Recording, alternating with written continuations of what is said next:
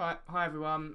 Hope you're all well. Hope you've all had a very good week so far. I've had a bit of a boring week so far. All I've really done is grind some stats, which I'll show you in a minute, and pull orders, and that's pretty much it. So it's going to be a quick session. Probably will be done in like 20-30 minutes. I know on the Twitter vote, you all asked for... How you doing, mate? Oh, fuck off. You all asked for price action and market mapping. So that's what I'm going to go over after I've done my quick little summary of what's happened so far this week, and what also I'll be looking to get into, hopefully going through the rest of the week. Now, if I just quickly get my chart up, here it is. What I was trying to get in today was silver, and also I was trying to get long gold. I was trying to get long gold off this bit of price action we put in yesterday, this massive this massive pin bar. Now, the reason why I liked this pin bar is because it's a very decent looking pin bar. We closed obviously above the previous day's low. We closed above the previous day's low, and we also closed above this massive weekly level, which it did stand out to me, to be honest. Obviously, we did get quite a bit of an impulse move today off of there, but we did miss the entry point. Now, if we just quickly go down, obviously, the time frame onto the 4-hour chart, you can see that I would have been long this little area here. Now, let me just get this up. Look at that. I would have been long here. Obviously, we did see that we moved away from that area quite quickly.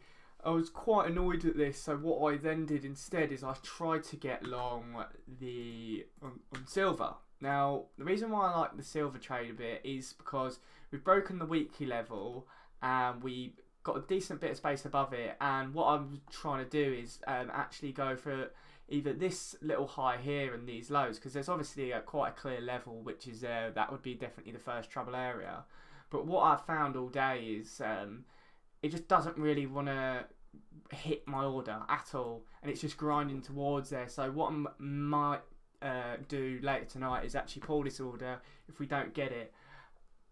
I'll definitely keep an eye on it. If we get a bit of price action in this area, I'll more likely then to take the trade.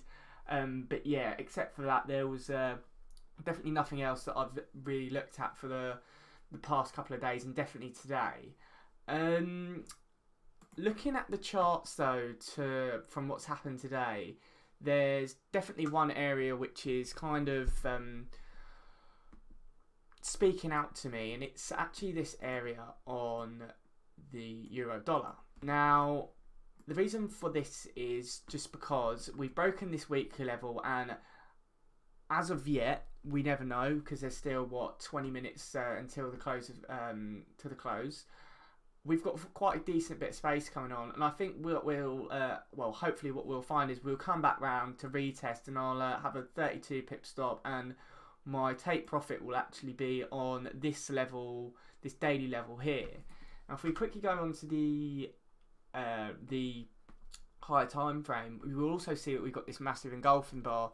Well, it's not massive, but we've got an engulfing bar, which is obviously another piece of confluence which I can then put towards taking this trade. And if I really wanted to, what I can then look to do is, say for example, because we've got the daily bias, we can look to take it down a little bit further, maybe down to this daily level here. The only problem is as you well know, I only really like trading to the first trouble area. So it's most likely going to be this daily level, but we'll obviously, depending on the close and bits and pieces like that, and where obviously ATR comes in, we might find that my next take profit area would be down here. Looking at the other charts though, there's nothing still on cable. Not really fan of the euro pound. Still got my order in on the Swissy though, and I'll definitely be keeping that one in. Nothing on pound yen. I was definitely looking at this area on euro pound. I've been looking at this area ever since we started kind of making this shoulder, kind of turning away here, and I was more interested when it was coming back down here on the 10th, which was what, Monday. Let me just check my diary, fucking calendar. I did think that would be a decent level. Obviously, we also had ATR coming there today. However, with us putting in this kind of bit of price action here, what I'm probably going to do is delete this area, and I don't think I'll be trading this area for the rest of the week. But that's pretty much it for that. Going on to the Aussie dollar, nothing really on there. If we really pulled away from this area, came back down, I'd probably look to put an order in this last low pre-break, but except that, it's nothing really shouting out to me. I did see that Tom, Static Liquid, did put a thing on Twitter. I'll quickly get it up for you. Of another trade what he was looking at to take on, well, he might be looking at to take, I don't know if he is definitely, but it's kind of the similar kind of setup, break retest of the level, probably stick his stop above this kind of high over here, and I do like that setup, especially when I think that we may take, if we get down here, I think we're going to take these lows out. Definitely. I know we've got this double bottom here at the moment, but I definitely think the market's more gravitating lower than higher, and it's definitely trying to move in that direction a lot easier than going higher. Next little thing, dollar yen. I've still got this order in. It's still got a lot of confidence to it, and I still reckon we're going to get up there at some point. So that one is still staying in. Dollar CAD, still got this order in. This is a very quick play from one level to the next, this trade. Hopefully we may see this tomorrow. I think we're going to get more, we're more likely to get shorts at the moment on dollar CAD than get long, just due to the fact of how we've reacted off this kind of area here, and how the market's find it so much more easier to head a lot higher. I do still like this trade quite a bit. Obviously, it has the weekly level. It is away from ATR. We'll have to see where ATR comes in tomorrow as well. Hopefully, it doesn't fucking sit right on my stop, because if it does, that's just going to piss me off, and we might find that I might pull that trade. Who's just joined? Hi, Mike. How you doing? New Kiwi. Fuck all. Still fuck all. Still got that area marked out up there. Nothing really down here. Yeah, nothing on there. Still got my S&P trade, S&P order in down there. I do reckon we're going to react off this level and go a little bit higher. Maybe take this level here. I did have the order in on this yesterday, but I did pull it, obviously, because it's turned away from the area. Onto here, I talked about this earlier, about the gold and why I pulled that. Looking at this, I've still got this in. You might actually say, well, Cam, how did you not get triggered? Well, my area for entry is actually on this level, and plus spread is that area. So we'll have to see what happens on the silver trade. I would like it, but I would rather wait for a better trade if there is one available. DAX, nothing really on the DAX. Still got this area marked out down here. It's still quite a way away from ATR. Not sure about this stop though anymore, obviously, because it's going into this weekly level straight away. And then on to oil. Oil's a bit of a tricky one at the moment. I've actually got a weekly level right where we're sitting at the moment, and we've hit it, we've hit this weekly level 1, 2, 3, fucking 4, 5 times now, and I reckon there's quite a bit of liquidity around this area here. Now, what I would, in an ideal world, like to do is get a nice break and retest into this area, and then hopefully we get a massive shit through here, and I could get a trade on there, but obviously I don't know. I don't have a fucking crystal ball, and you never fucking know with this market. So, yeah. Yeah, so that's pretty much the brief overview of that. Quickly, I'm just going to quickly show you what I've been doing. Obviously, I've got a shitload of time on my hands, which is something that Tom tweeted about the other day. Now, he actually spoke about this, and this here is the gold tag in the Sunday Open. And if I quickly, what this here is showing is up in this bit here is the whole stats for 309 weeks, and what it is here is for the last year. Now, what I'm going to be doing with these stats is I'm actually doing it over many pairs. I've got the pound yen stats here. I've also done euro dollar, cable, and I'm going to do all of the pairs that I trade. And what I'm going to do is I'm going to do the 1 year and the 3 year. Now, if any of you want that statistic, I'll be more than happy once I'm finished to send it over to you, and you can have a little look at it. And if there's anything that you want to add to it, say for example like maximum adverse excursion from the original position from the Sunday Open before it comes back, if you want to record some stats like that, you're more than welcome. And if you would like to send that to me, I'd be very, very thankful for that. But at the moment, what I'm concentrating on with those stats is just that. It's just going back to the Sunday Open, because obviously it's just another thing that you can look for, which is another like tick in the box for when, say for example, we've rallied 100 pips away from the Sunday Open, and we've got a statistic that says it goes back to 80% of the time to the Sunday Open for the past year or for the past 3 years, and 80% of the time that happens on Tuesday. So what we can then look for, say for example we get short on a Tuesday, we can pretty much then look towards getting short on a Tuesday and holding that trade maybe a little bit lower than we normally would, or having the target specifically as the Sunday Open. And when I have done that, I will stick it on an open Dropbox folder. If you want any of these stats, what I'll do is I'll just stick it on there. Just DM me for the link, and I will put that on there for you. One of the things I've also been looking at is a short-term strategy. I'm not going to actually share all of the details of it at the moment because I haven't got a fucking idea if it's profitable or not.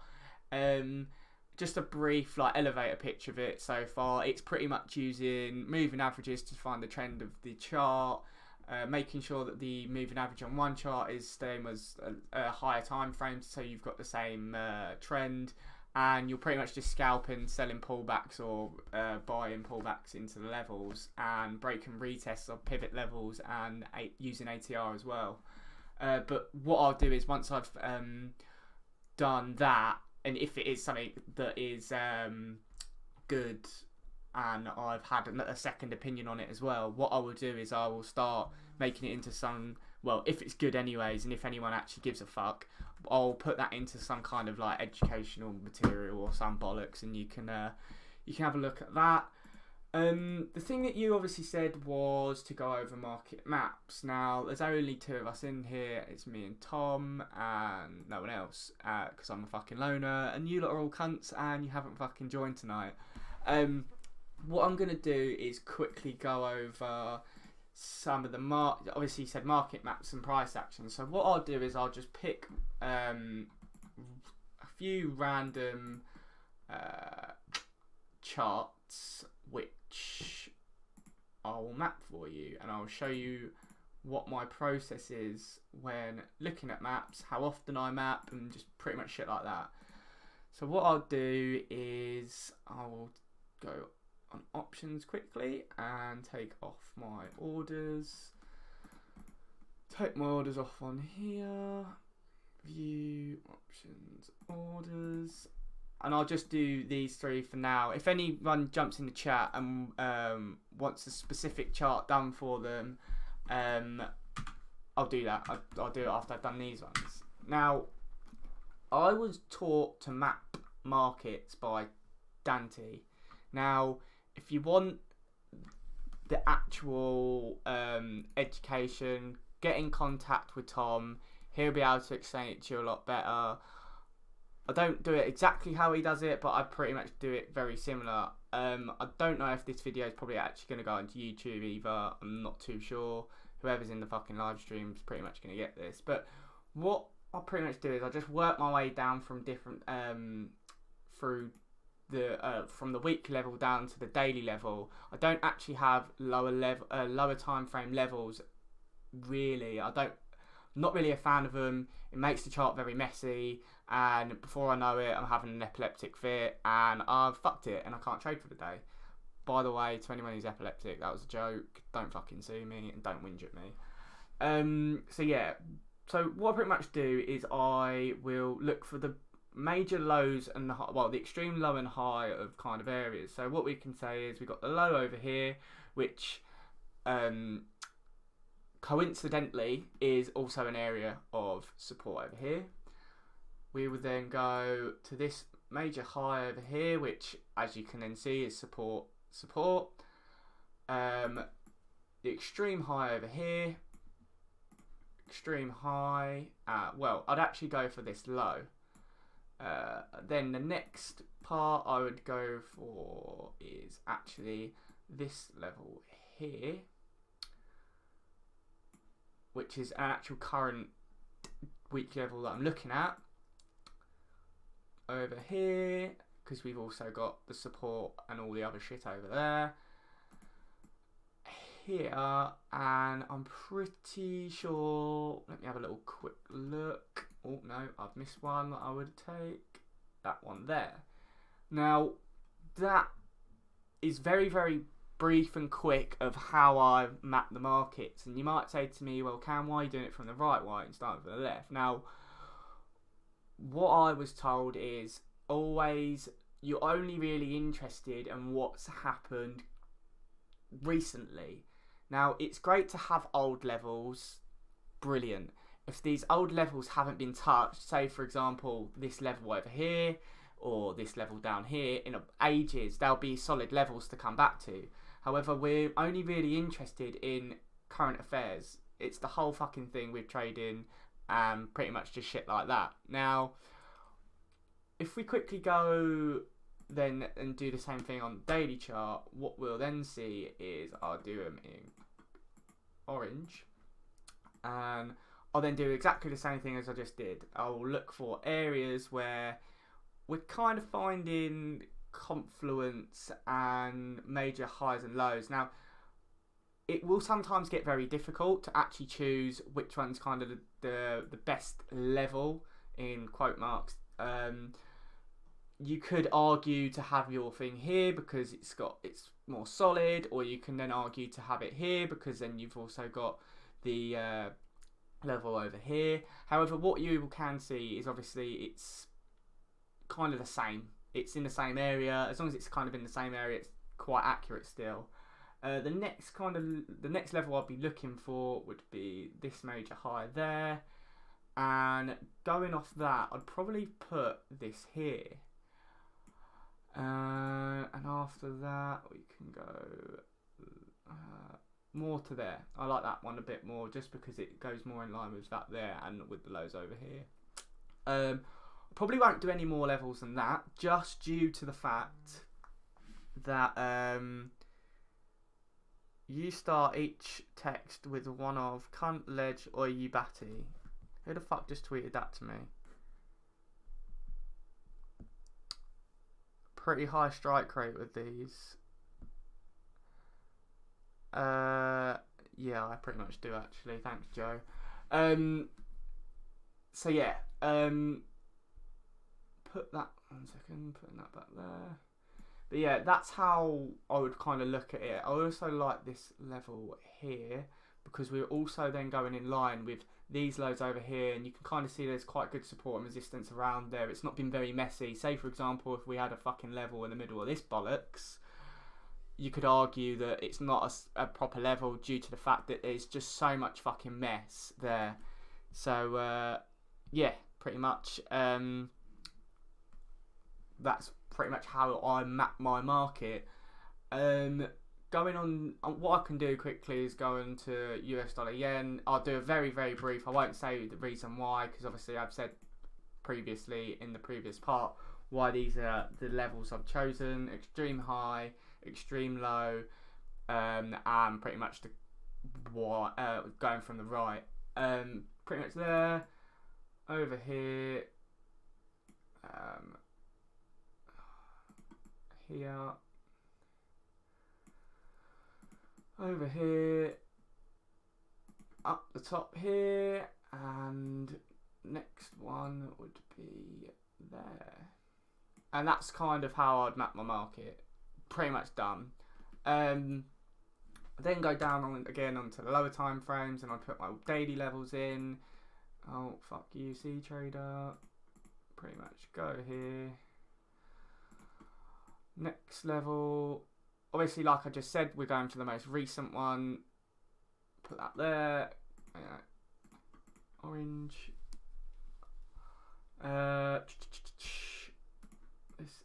Oh, for fuck's sake, you fucking shit chart. That there. One area that I do like is where we're currently at, and it's this low over here. I've had this level in for a while. You can actually argue there. And that would probably be it for now. I don't really see any other immediate daily levels which I would take there. So yeah, that's pretty much it. You lot asked me to go over price action.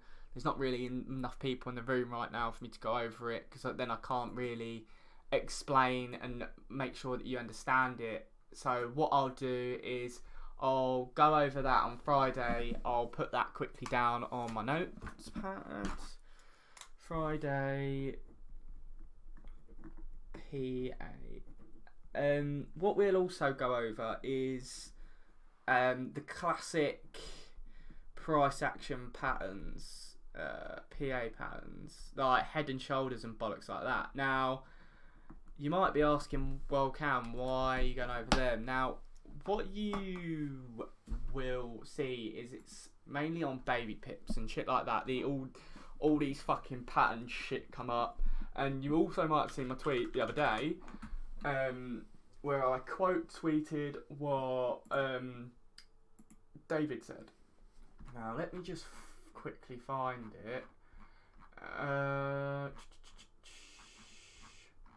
Where's it gone? Can't find it right now. 1 second. I think it was David who tweeted it.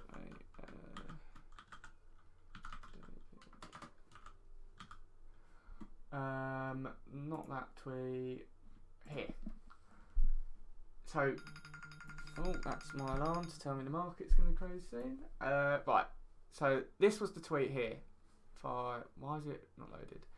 And David said, in order to fade. And Steve Burns, who, to be honest, I don't know him. From what he tweets, he just sounds like a bit of a twat, to be honest. But never spoke to him. He might not be a twat. I'll reserve the right to say if he's a twat or not yet. But he tweeted this, and it was like a reversal chart patterns bollocks cheat sheet. Now, this is typical retail bollocks, and you might say to me, well, Cam, they do work. Well, yeah, they do work sometimes, but what I'll say is retail loses what? Well, if you go on FX Pro and you go on their fucking website, it actually tells you how much fucking retail loses. So it says down here, 79% of retail investors lose money when trading CFDs with this broker. So that means that 80% of the people that trade these fucking patterns all lose fucking money. And what we'll do is on Friday, we'll quickly go over why they fuck up and different reasons why, how I would kind of trade them. I don't really trade them as much as I used to because I'm on the 4-hour chart now, and to get those patterns to be perfect to where I can do the stats on them all the time and it actually makes sense for me, it's very hard. It has to be the same every time, otherwise it's just not worth it. But yeah, so that's pretty much it for tonight. Let me just quickly check my things. Anything you want me to go over on Friday, I'll probably just do the price action thing and go over little bits like what was it? Little bits like price action, do my summary again for the week, tell you if I got into any trades, and what I might do is share some of the short-term strategy with you I don't really know what to do about it yet because I don't know if it is profitable. So far, I can actually show you on the edge wonk that I'm running for it. I've had 4 trades since yesterday, which is when it started to make sense. 3 winners, 1 loser, and I'm just running it on a demo account and risking 1% per trade, and it's up 4.3R. So we'll see what happens with that. If it actually does work, what I'll do, like I said, is I'll try and get into some material, make it a bit easier for you lot to understand, and we'll go from there. Well, yeah, pretty much.